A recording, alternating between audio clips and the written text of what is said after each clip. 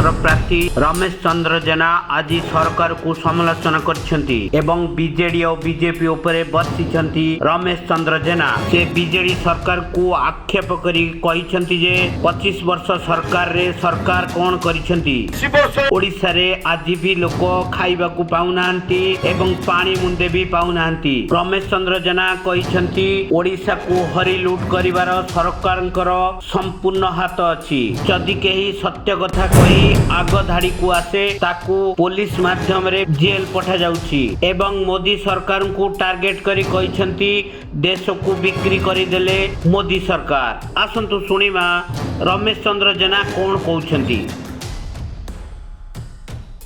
जय सरकार माने कौन करूछंती आपण माने ठीक भाबे चिंता करि पारिछंती किंतु ताको ठीक भाबे कार्य रे लगाउ ना।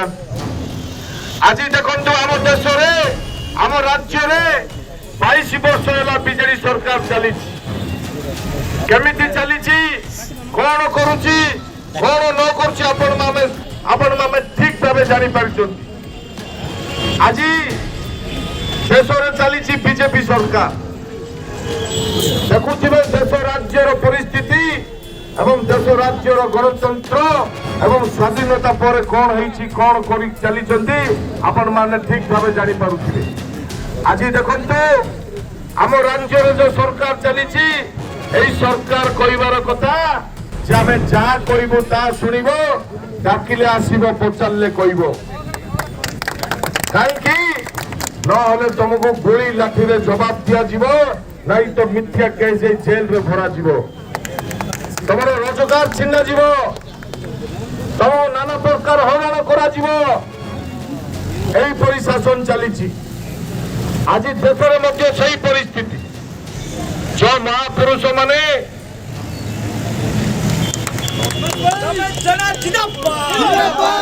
जो महापुरुष माने देश पाई बलि देइथिले देश पाई गोली खाइथिले देश पाई सुली हेइथिला देश पाई लाठी खाइथिले जेल जाइथिले जो महापुरुष माने देश पाई एई परि इंग्रज विरुद्ध रे लड़ाई करी हमको स्वाधीनता देले जे आमे स्वाधीनता पाइला परे आमे भारतर जनसाधारण माने देश विदेश रे परिचय प्रदान करूचे आमे स्वाधीन भारतर नागरिक। एथिपाई आम पाई तांगे जीवन देइथिले एथिपाई इंग्रेज संगे लड़ाई करिथिले।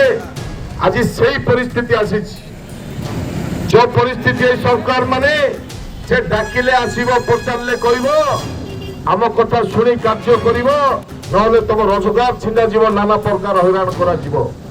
आमे स्वाधीनता पाइला पर जदि आउथरे एपरि शासन चलिबो ताल आमे स्वाधीन भारतर नागरिक हिसाब रे गणति हेबानी।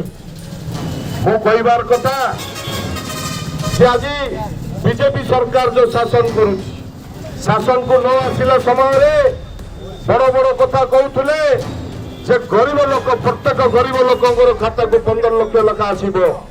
बेरोजगारी छात्र छात्री माननको शिक्षित युवक युवती माननको चाकरी दिया जीवो दर दाम कमा जीवो। जो आज नारा दे आसीथिले आपण मान चिंता करि पारुथिबे ता सब उल्टा करिसथि दर दाम बढ़ाई बेरोजगारी बढ़ाई शिक्षित युवक युवती मानक चाकरी नहीं। आज देश रे जो कांग्रेस सरकार शासन को आसिला परे जो एनआईटी रेलवे एयर इंडिया ए जो इलेक्ट्रिक ए जो सब प्रकल्प गुड़िक करथिले ताको 8 वर्ष भीतर प्राइवेट को बिकी देलेनी। ब्यूरो रिपोर्ट संपूर्ण न्यूज ओडिया। हम संपूर्ण न्यूज ओडिया चैनल को लाइक शेयर एंड सब्सक्राइब करबा को जमारो भलिबे।